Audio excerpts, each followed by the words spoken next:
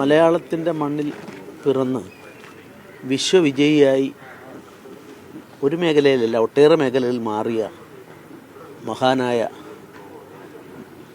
കേരളപുത്രനാണ്.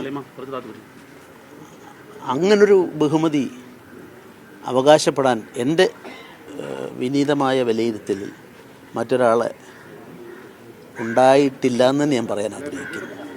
കാരണം മർക്കേസിൻ്റെ വാസ്തവത്തിൽ നോബൽ സമ്മാനം കിട്ടിയ രണ്ടുപേര്, മർക്കേസും ഹെസയും, മുണ്ടട്ടിൻ്റെ കൊച്ചുമകനും, ഈ രണ്ടു പേരുടെയും ശൈലികളെ അദ്ദേഹം സ്വീകരിച്ചു എന്ന് മാത്രമല്ല അതിന് തുല്യമായി കടന്നെത്താൻ സാധിച്ചു. ഇപ്പോൾ എഴുത്തിനെ പറ്റി പറയുമ്പോൾ തന്നെ ആൾക്കൂട്ടത്തിൽ തനിയെ എന്നുള്ളത് മർക്കേസിൻ്റെയാണ്. മർക്കേസിൻ്റെ അദ്ദേഹം എന്നോട് പലപ്പോഴും നമ്മൾ സംസാരിക്കാറുണ്ട്. വലിയൊരു ഒരു ആരാധനാ മനോഭാവത്തോടെ അദ്ദേഹം കണ്ട അപൂർവം ഗത്തിയുള്ള ഒരാളായിരുന്നു. അങ്ങനെയാണ് ആൾക്കൂട്ടത്തിൽ അദ്ദേഹം തന്നെ പറയുന്നത്, ഞാൻ എഴുതുമ്പം എൻ്റെ മുമ്പിൽ എഡിറ്ററില്ല, അനുവാചകരില്ല, എന്തിനെഴുതുന്നു എഴുതാതിരിക്കാൻ വയ്യാത്തതുകൊണ്ട് ആ എഴുതുമ്പം ആൾക്കൂട്ടത്തിൻ്റെ ആരവങ്ങൾക്കിടയിൽ നിന്നുകൊണ്ട് എഴുതാനാണ് എനിക്ക് താല്പര്യമെന്ന് പറഞ്ഞ് ഇത്രയും സമഗ്രതയിൽ സാഹിത്യത്തെ മുഴുവൻ സാംശീകരിക്കുകയും അതിനുശേഷം അദ്ദേഹത്തിൻ്റെ സവിശേഷതയായി മുഴച്ചു നിൽക്കുന്നത് എന്തിനോടുമുള്ള സാമൂഹ്യ ജീവിതത്തിലുള്ള പ്രതിബദ്ധതയാണ്. അദ്ദേഹത്തിൻ്റെ മൗനം തന്നെ ഏറ്റവും വാചാലമാണ്.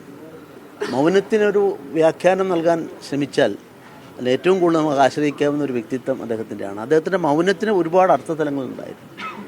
ഇത് എന്നെ സംബന്ധിച്ചിടത്തോളം എൻ്റെ 2 പതിറ്റാണ്ടുകൾക്ക് മുമ്പ് കാലദാനം എന്നൊരു കവിതാ സമാഹാരം ഞാൻ എഴുതി. എനിക്ക് അദ്ദേഹത്തിന് കൊടുക്കാൻ വാസ്തവത്തിൽ അദ്ദേഹം എപ്പോഴും വൃത്തത്തെ ഉൾക്കൊണ്ടുകൊണ്ടുള്ള അക്കിത്തത്തിനോടൊപ്പം വൃത്തത്തിൽ കൂടെ കവിതകളെ കാണുന്ന ആളായിരുന്നു.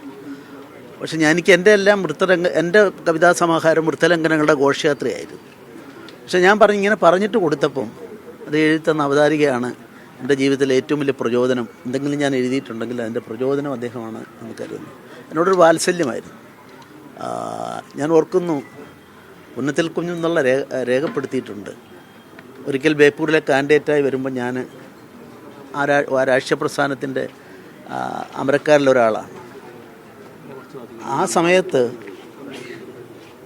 പുന്നത്തിൽ കുഞ്ഞുത്തിൽ എഴുതിയിട്ടുള്ളത് എം ഡിയോട് ചോദിച്ചു. എം ഡി പറഞ്ഞു, നിങ്ങൾ ആ പാർട്ടിയിലേക്ക് പോകുന്നതിനൊന്നും എനിക്ക് യോജിപ്പില്ല, പക്ഷെ അതിൽ ഇങ്ങനെ ഒരാളെ എന്ന് പറഞ്ഞ് എൻ്റെ പേരെടുത്ത് പറഞ്ഞിട്ട് നല്ലവനായ ഒരു മനുഷ്യനുണ്ട് അതിൽ എന്ന് പറഞ്ഞത്. അതുപോലുള്ള ഒരുപാട് കാര്യങ്ങൾ വ്യക്തിപരമായി എൻ്റെ പിന്നൊരു പുസ്തകത്തിൻ്റെ അദ്ദേഹം ഒരു 6 കൊല്ലം മുമ്പ് എഴുതിയിട്ടുണ്ട്. പിന്നെ അതിനൊക്കെ അപ്പുറത്ത് പുതിയ എഴുത്തുകാർക്ക് വേണ്ടി തുടങ്ങിയ സർഗവസന്തം 3 കൊല്ലം അത് കൊണ്ടുപോകാൻ സാധിച്ചു. അതിൻ്റെ MP വീരേന്ദ്രകുമാറും സി രാധാകൃഷ്ണൻ സാറും ഇദ്ദേഹവും 3 പേരായിരുന്നു അതിൻ്റെ 3 കൊല്ലത്തെയും. കാരണം സാമ്പത്തികമില്ലാത്ത കഴിവുള്ള ആളുകളെ എഴുതി സി കെ മേനോനായിരുന്നു അതിൻ്റെ സാമ്പത്തികം ചിലവാക്കിയത്. അതിൽ MD ആയിരുന്നു. MD ഒരു ആലപ്പുഴയിലെ ഒരു ചിത്രത്തൊഴിലാളിയുടെ കഥാസമാഹാരം അങ്ങനെ അളകാവരി വെച്ച് പുറത്തെടുക്കുമ്പം ദീപക്കൊക്കെ ഓർക്കുന്നുണ്ടാവുന്നു. ആൾ പൊട്ടിക്കരഞ്ഞു കളഞ്ഞു. MD കയ്യിൽ നിന്നും ഞങ്ങളുടെ ഈ സ്കീമിലുള്ള ബുക്ക് വാങ്ങുമ്പോൾ ഇങ്ങനെയുള്ള ഒരുപാട് അനുഭവങ്ങളുണ്ട്.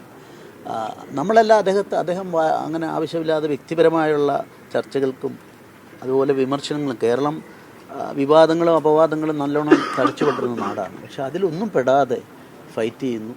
അതേ സമയത്ത് ലീഗലായിട്ട് ഫൈറ്റ് ചെയ്യേണ്ട രംഗത്ത് വന്നപ്പോൾ അദ്ദേഹം മാറി നിന്നിട്ടുമില്ല. ഫൈറ്റിൻ്റെ വന്ന സാഹചര്യം ഞാൻ ഇതിലേക്കൊന്നും കിടക്കുന്നു. അപ്പോൾ ഒരു സമഗ്രതയിൽ അദ്ദേഹത്തെ ദർശിക്കുക ഒരു കാലഘട്ടത്തിൽ എനിക്ക് തോന്നുന്നു ഇത്തരത്തിൽ സാഹിത്യം മാത്രമല്ലല്ലോ, അദ്ദേഹത്തിൻ്റെ സംബന്ധിച്ചിടത്തോളം സിനിമാ മേഖലയുണ്ട്. അതിനേക്കാളൊക്കെ അപ്പുറത്ത് അദ്ദേഹം നല്ലൊരു സാഹിത്യത്തിൽ തന്നെ നമ്മൾ അദ്ദേഹത്തിൻ്റെ നോവലുകളും കഥകളുമാണ് പറയാറുള്ളത്. പക്ഷെ അദ്ദേഹത്തിൻ്റെ സമാഹാരങ്ങൾ നോക്കിയാൽ തന്നെ ആനുകാലികമായി ഏത് സാഹിത്യത്തിലേക്ക് ഏത് ചോദ്യത്തിനുള്ള ഉത്തരം അവിടെയുണ്ട്. വിശ്വ സാഹിത്യത്തിലേക്ക് അദ്ദേഹം കൊണ്ടുപോയ മലയാളത്തെ സംബന്ധിച്ചിടത്തോളം വിശ്വസാഹിത്യം ഇത്രയും നെഞ്ചിലേറ്റിയ, അതിനെ സ്വാംശീകരിച്ച, അതിൻ്റെ അടിസ്ഥാനത്തിൽ മലയാള ഭാഷ ഉയർത്തിക്കൊണ്ടുവരാൻ ശ്രമിച്ച ഒരാളെയും കേരളത്തിൽ പകരക്കാരനായി കാണാൻ സാധിക്കില്ല എന്നാണ് എൻ്റെ അഭിപ്രായം. MT പൊതുവെ എന്ന് പറഞ്ഞ പോലെ ആൾക്കൂട്ടത്തിൽ തനിയിരുന്ന ഒരാളാണ്. പക്ഷേ അങ്ങുമായിട്ട് വളരെ വ്യക്തിബന്ധമായിരുന്നു. MT വളരെ ചുരുക്കം പേരുമായിട്ടാണ് അടുപ്പം സൂക്ഷിച്ചിരുന്നത്. കോഴിക്കോട് അത്തരത്തിലൊരു അടുപ്പം ഉണ്ടായിരുന്നതാണ് പറഞ്ഞത്. തീർച്ചയായിട്ടും എനിക്ക് എൻ്റെ ജീവിതത്തിലെ ഏറ്റവും വലിയ ബഹുമതി ഞാൻ പറഞ്ഞില്ല, വാത്സല്യം. അദ്ദേഹത്തിൻ്റെ വാത്സല്യം എന്ന് പറഞ്ഞു കഴിഞ്ഞാൽ അദ്ദേഹം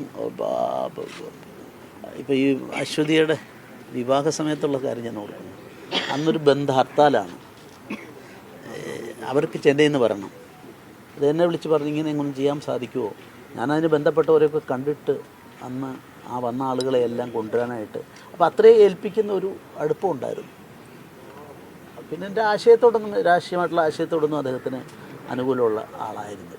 പക്ഷേ അതേ സമയത്ത് അദ്ദേഹം എന്നോട് പറഞ്ഞിട്ടുണ്ട്, ഞാൻ ചെറുപ്രായത്തിൽ ഭാഗവതവും രാമായണ മാസം വരുമ്പോൾ രാമായണം വായിക്കാൻ ഞാൻ പോകാറുണ്ട്, ഞാൻ ഇതിനൊന്നും എതിരല്ല എന്ന് പറഞ്ഞിട്ട് ഒരുപാട് അനുഭവങ്ങൾ അദ്ദേഹത്തെ സംബന്ധിച്ചിടത്തോളമുണ്ട്. കാലത്തിൻ്റെ ഗതിപ്രവാഹത്തിൽ നമ്മളെല്ലാം ഈ ഇവിടം വിട്ടു പോകേണ്ടവരാണ്. അപ്പോൾ ഒരു ജീവിതം പൂർണ്ണമാക്കി, ഒരു പുരുഷായുസ് മുഴുവൻ പൂർണ്ണമാക്കിക്കൊണ്ട് അദ്ദേഹം കടന്നുപോയി. അദ്ദേഹത്തിൻ്റെ വേർപാടിൽ എൻ്റെ ഹൃദയത്തിൻ്റെ അടിത്തട്ടിൽ നിന്നുള്ള വേദനയും അനുശോചനവും ഞാൻ രേഖപ്പെടുത്തി.